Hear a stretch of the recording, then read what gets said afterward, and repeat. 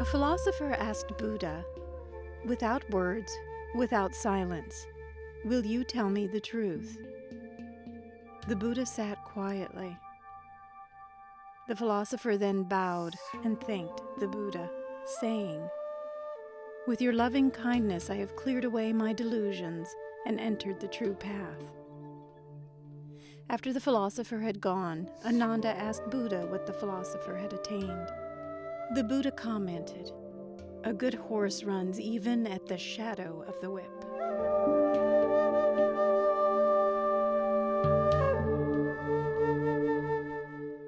Welcome to another Sound of One Hand Clapping. I have something very special for you today, and I want to share it with you in the most precise way I can. It will be easy for some of you to take offense to this, but nevertheless it needs to be said one way or the other. An authentic spiritual practice has nothing to do with philosophy, religion, or ideas, things you have stored away in your mind, and even things you think you know. It has nothing to do with faith or belief or hope either. It has to do with a certain process that's trying to happen within us. It's either love or logic that we are dealing with. And love is greater than logic. Logic cannot sustain itself in the heat of love. But given choice, most people will choose logic over love because you can control your logic and you can seem to control your entire life through logic. Love is something else. You cannot control love. Love blooms in you. It's involuntary. And once you start really feeling the essence of love within you, you can't stop it. But in logic and reasoning, there's always a way to guide and direct everything. The most important thing you must understand in the flow of a spiritual practice is when you're in your logic and when you're in your reasoning, and if those two things are keeping you from love. Most people don't want love. They want what they can believe in. They want what they can think. They want what they can control. Even in love, they try to control. And it is not enough. It will never heal your life. It will never sustain an authentic spiritual practice. The story I'm about to share with you is a very interesting one. It's a very rare one. And the reason I like this story and I chose it for this series is it's about a person who's basically on the cusp of themselves. They're on the very edge of themselves, going into the meaning and the significance of their life. It is about a philosopher. What is a philosopher? It is someone who keeps love at bay through logic and reasoning, through thought and belief, through stories that they tell themselves over and over and over in their life. And they keep these stories and these philosophies going on, trying to keep love at bay because basically deep inside you, you're afraid of love. Love destroys things in people that they have come to really be affectionate about, like a passion, emotion, fear, even hate. People love their hate.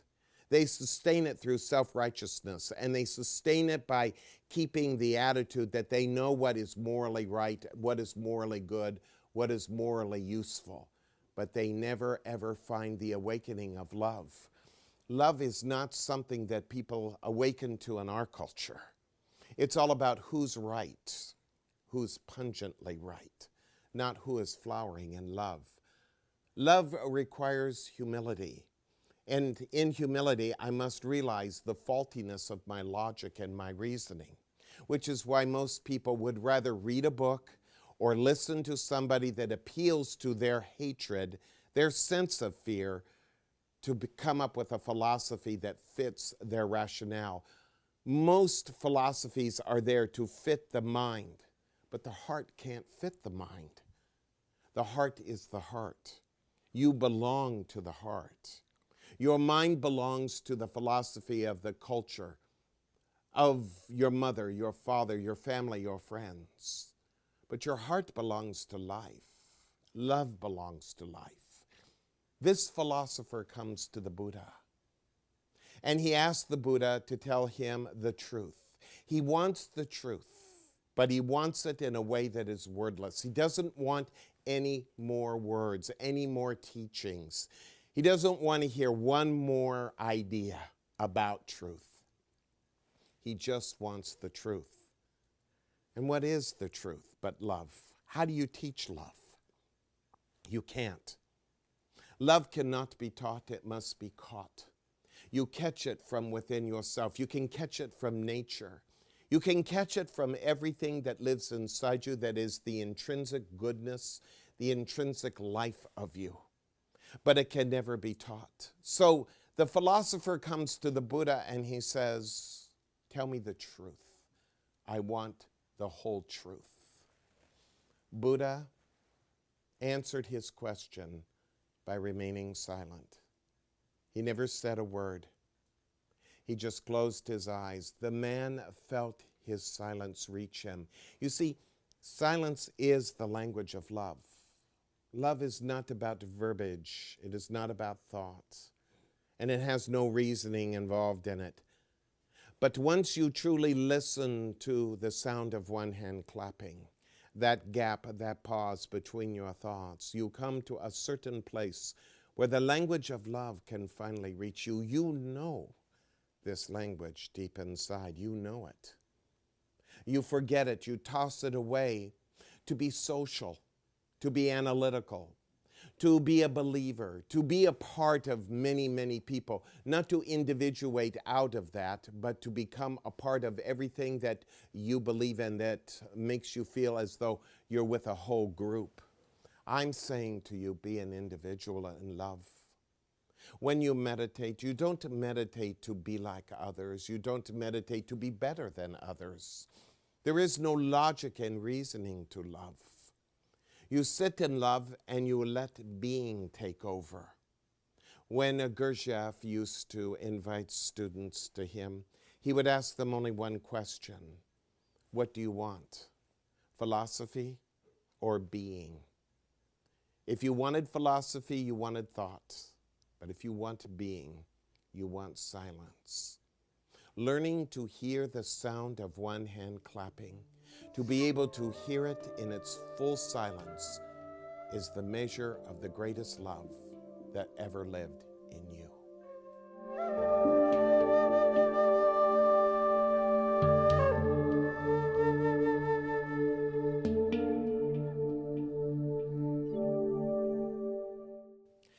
What is interesting about this story is that the philosopher was not interested in one more answer, not one more philosophy, not one more idea. This is very rare because most people have to go many, many, many lifetimes trying to figure out what answer satisfies their arrogant ego, thinking that the ego can be spiritual.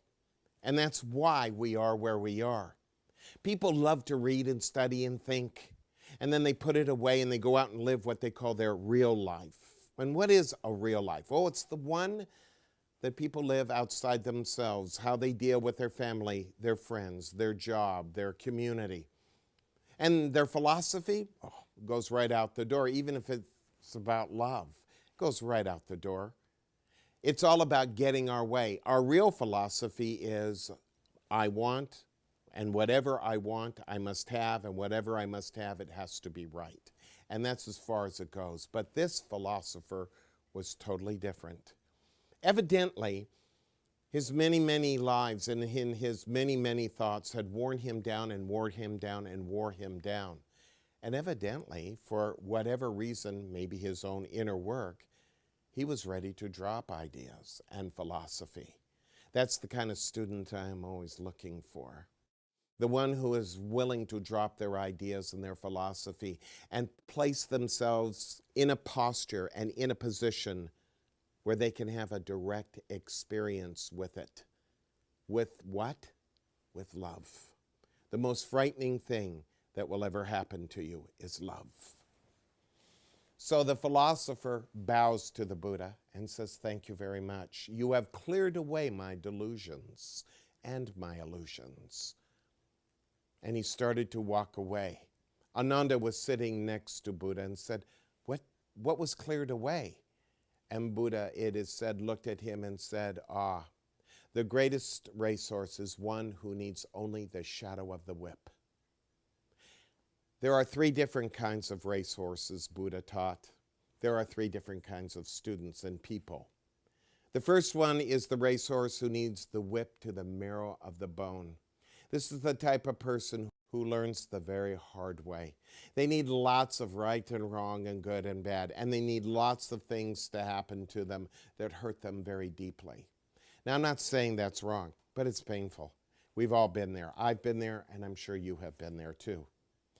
This student has a very difficult time learning anything other than the small habits that they live in. But eventually, forgive me, life beats it out of them, and they may get to the second racehorse, which needs the whip only to the skin, which means you're going to get pain, but you're going to get zapped too. And in the zap, you're going to learn. You're going to go, oh, if I do that, this is what happens. If I'm hateful, this is what happens. If I'm stingy, this is what happens. If I'm generous, this is what can happen. If I'm kind, compassionate, this is what can happen. That is really a very good stage to be in. But it's still painful. And it still requires a person to think. But when a person goes beyond thinking, they go to consciousness. And the greatest racehorse is not the one who needs the whip to the marrow of the bone or even to the skin, but the one who needs merely the shadow of the whip. It is in the shadow of the whip which this philosopher became enlightened, and later became enlightened by learning to understand the nature of his heart rather than the logic of his mind. He had been done with the idea of thinking and wanting to think about what is good and bad and right and wrong. He was done with his belief about what is in and what is out. He was feeling the nature of love within. And in that nature, there was something about love that grabbed him and brought him to the meaning of his life in that moment. That is what living is all about. A spiritual teaching is not a philosophy. I could never be a Buddhist, but I love what Buddha taught. I could never be a Christian, but I love what Jesus gave us and taught. I love the Tao, but I could never be a Taoist. Because the minute you start accepting their philosophies or their teachings as philosophy in your mind, you've lost the inherent beauty of their teachings. And that's what happens to people. They lose the inherent teaching, which is being. What does that mean to have being? Being is love. To be in love, without rationalization of what is right or wrong, what is good or bad, what is up or down, what is in or out. You are just sitting in love. You've probably had those moments in your life. Little tiny moments, maybe with your children or maybe in nature, where something happened. Your mind dropped. You were looking at the sky, watching the clouds go across the sky, and how it never changed the sky. It's just the clouds moving, drifting like my thoughts, like your thoughts. And you begin to understand that nothing can take away from you that which is your being. You begin to understand that you are the sky. And being in that sky, you are the life that is this love. Don't be looking for a philosophy, something that someone would teach you that would tell you this is how you do things, this is how you don't. This is what we believe in, this is what we don't believe in. No, go to your being. Trust in that which lives within you and want it with all of your heart, your soul, your strength. When you practice that way, when you practice meditation that way, you drop mind, you drop reasoning, you drop logic. All of a sudden, there it is, staring you right in your heart, love. and your heart is the being your life is seeking. Thank you for watching. Forgive me. Namaste.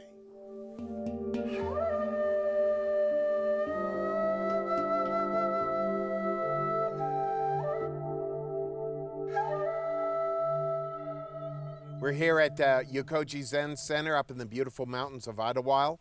We have their Roshi here. We're going to be talking a little bit about philosophy. Attention. Zen, to most people, to Westerners, is a philosophy.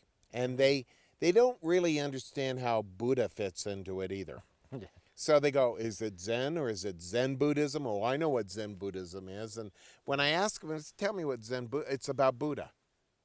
What is Zen as far as going from philosophy to a way of life? Well, I mean, obviously, if people take it as a philosophy, then that's what it is to them. Obviously, there's some good beliefs there. The first thing I read in terms of philosophy about Zen was Zen is about living in the moment. Mm-hmm.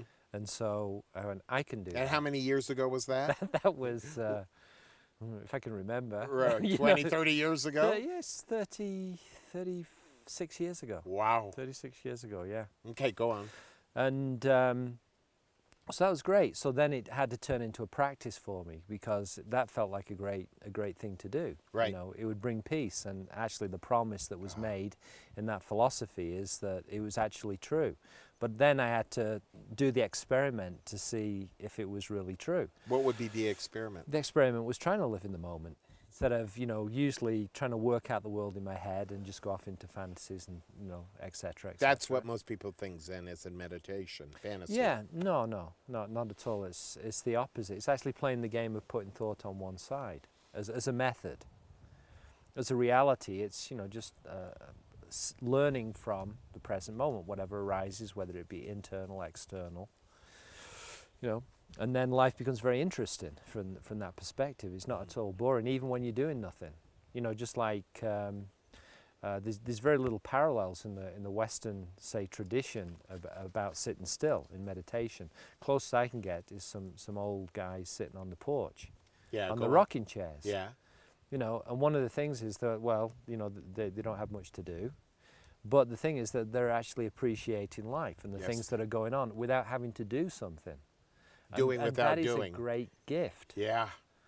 And we forget it's already in our own tradition. I mean, we just had Coco, the dog, here, and Coco doesn't have to do something to be something. Just be's what it be. Yeah. And that in that way, and that's the basis of meditation. Is you learn that your nature in itself, it has everything in it. There's nothing missing there, which is usually what we think. There's something missing, therefore we need to do certain things. Where the other side is important. We don't need to do something to be something. We can just be as we are and see what that is. That's the process.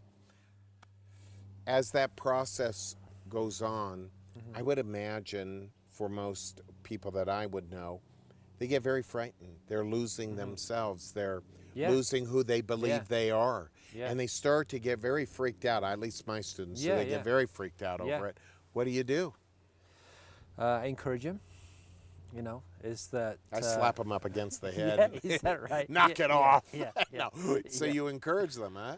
Yeah, I encourage them. The thing is just keep on going, and that thing that you think of as the self is the very thing that stands in your way of intimacy with the world around you. So they're not so sure. They'll say something like this. As a philosophy, this was interesting. Yeah. But now in reality, yeah. I'm starting to lose myself. I'll lose my family. I'll lose my friends. I'll lose everything. Yeah. Right, they think that, but it's not. It's not true. No, it's not true. No. Not at all. They'll have intimacy and they'll gain more. Yeah. They'll be closer to what is important. Yeah, and a lot of people misunderstand this aspect of forgetting the self or losing the self, when really what really happens is that the universe becomes yourself, or use a smaller world, the world around you.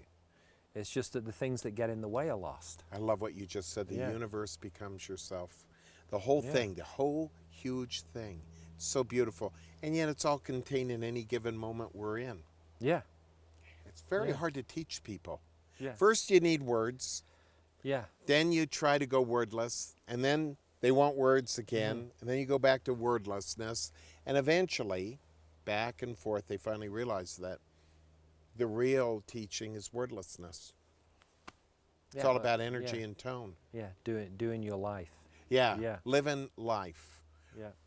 throwing out the living life. Do you feel like you've lived your life well? Yeah. Yeah, I think you Yeah. have. What's been the most Yeah, but I important mean, thing? thinking who's to judge? You. You're the only one. Yeah, I mean, it feels fine, you know. Do you feel like Yeah. something in this lifetime has been blooming? Well, you know, I mean, you know, I feel like winning the Oscars. It's like, you know, it's like I'd like to thank a lot of people for this life and a lot of things. You know, just life itself. It's an amazing thing to be alive.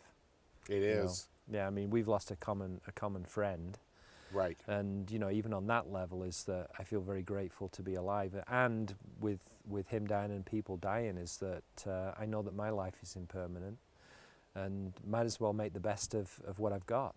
We're going You to know? talk about impermanence in the Yeah. next segment. Good. Thank you. Thank you. We'll be right back. Please don't go away.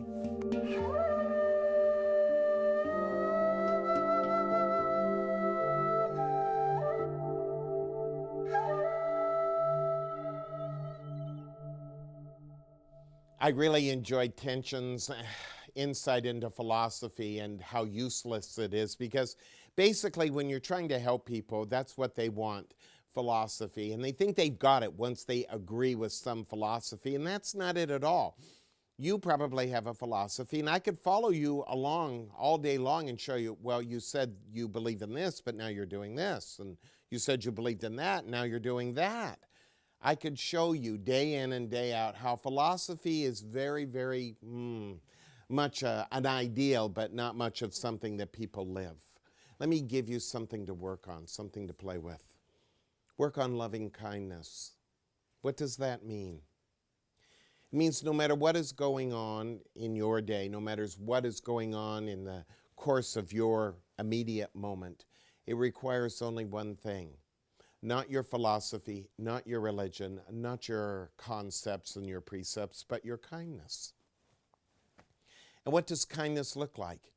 It's the result of patience and the humility to understand that we know not what we do.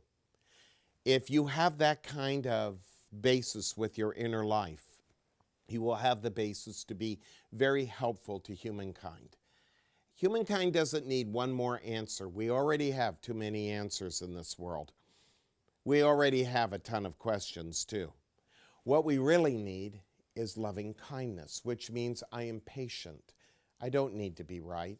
I don't need to be in your face. I need to live my silence. When the philosopher comes to the Buddha, he wants the truth. So most people would say, all right, I'll come up with some phrase about the truth. You shall know the truth, and the truth shall set you free, kind of thing. But that's not what we need. What do we really need? What the Buddha gave this philosopher: silence. And the philosopher could hear it. The philosopher could feel that silence and how it moved and weaved in and out of him. It is the sound of one hand clapping. And instead of giving him words and precepts, he gave him the gap. When you're in a tight situation, give the gap. Don't give the opinion. Don't give the logic. Don't give the reason. Just give the gap. Let the gap be there. Want nothing with all of your heart. This is the greatest teaching Buddha ever gave. Want nothing with all of your heart. It is only in the heart and in the love of the heart that you find meaning. One day or another, you're going to have a direct experience. It's kind of like a man maybe in the desert who is very thirsty. Writing down on a piece of paper H2O and handing it to him isn't going to help him at all. Not at all. But if you hand the man a glass of water, something else has happened. He needs the direct experience, not the scientific ideas. And that's really what it's all about in our life. You want that direct experience and not the ideals. Think about it this week. and make loving kindness a priority in your life. Hey, I want to invite you to a workshop, or maybe to a retreat. Maybe something where I can offer you that direct experience that is so deeply intrinsic to your own life.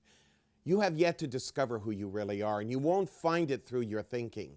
You will find it only through your being. And when you are more interested in your being than you are in your thinking, you might find some real insight into your life. A whole new you is waiting, just waiting for you right now.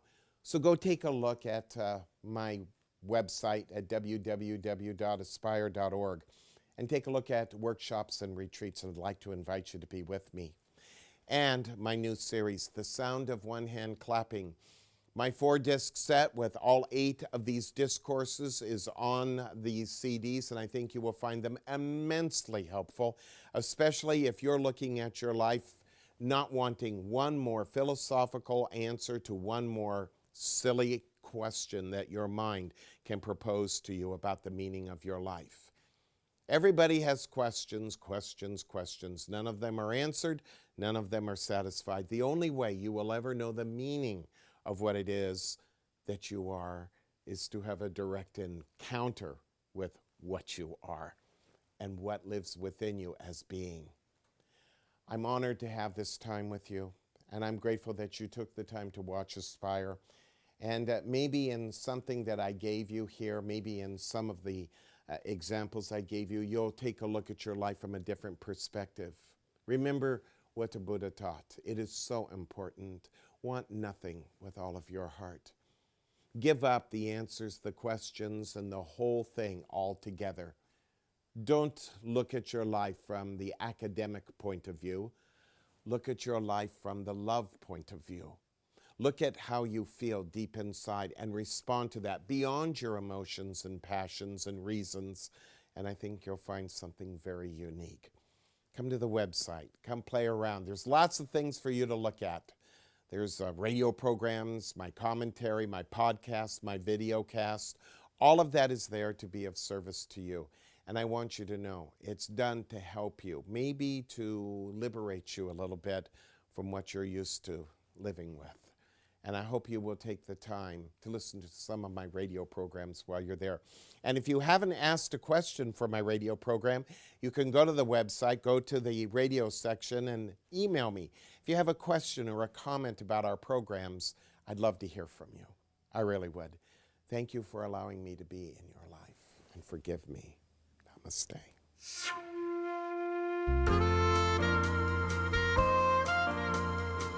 An authentic... Look at the go thing and go. Ready? And go. And your mama don't dance and your daddy don't rock and roll. That's it. And cut.